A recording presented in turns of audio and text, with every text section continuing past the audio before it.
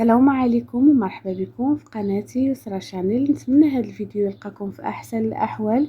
بغيت نشكر جميع المتابعين والمشاهدين اللي كيشجعوني وكيخليو لي تعاليق اللي كتحفزني وكتخليني نزيد نستمر. شكرا لكم بزاف والله يجازيكم بالخير. المهم خليكم مع المقادير والطريقه ديال التحضير. بسم الله. عندي في المقادير 5 ديال البيضات، 3 ديال المعالق كبارين ديال السكر او السنيده.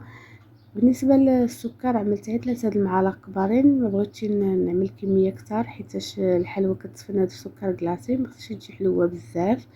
عندي قشور ديال الليمون وكاس الا ربع ديال الزيت ونصف كاس ديال عصير ديال الليمون او الحامض. غنبدا نخلط المكونات مزيان مع بعضياتها. من بعد ما كيبان لي الخليطه ديالي انسجم مزيان، دابا غنضيف كوكو. بالنسبه للكوكو عندي النوعيه الجيده اللي كيبان لكم مزيت في يدكم، هذاك هو كيكون النوعيه الجيده ماشي بحال داك اللي ناشف. عندي هنايا 2 لايف ديال الكوكو بالضبط. بالنسبه للحلوى ديال الكوكو اللي كنحضر معكم دابا غير كنجمعها ما كندلكاش، حيت الحلوى اللي غنشارك معكم ماشي غريبيه ديال السميده بالكوك. هذه الحلوى ديال الكوكو فيها غير القليل من السميده. بالنسبه للسميده اللي كندخل مع الكوك كاس وربع ديال السميده اللي كنضيف على كوكو. غنعمل خميره الحلوى عباره 8 غرام وغنجمع الخليط حتى نحصل على خليط اللي يكون ماشي قاصح، يعني ما خصش يجي الخليط ناشف، خص يكون كيتلصق في يدنا باش هيدا كتجي الحلوى رطبه ومعلكه. دابا غنبدا نشكل الحلوى على شكل كرات صغارين وغنبدا نفندهم بسكر كلاصي.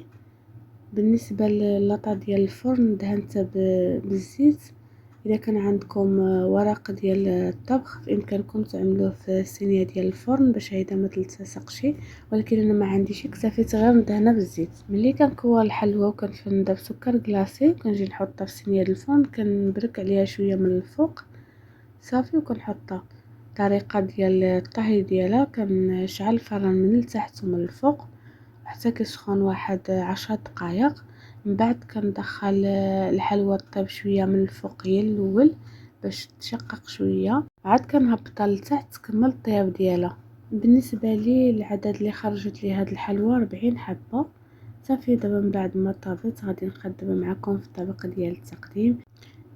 كان هذا هو الشكل النهائي ديال الحلوى اللي حضرت معكم اليوم. نتمنى تكون نالت الاعجاب ديالكم. حلوى سهله واقتصاديه في متناول الجميع وكتجي معلكه وهشيشه.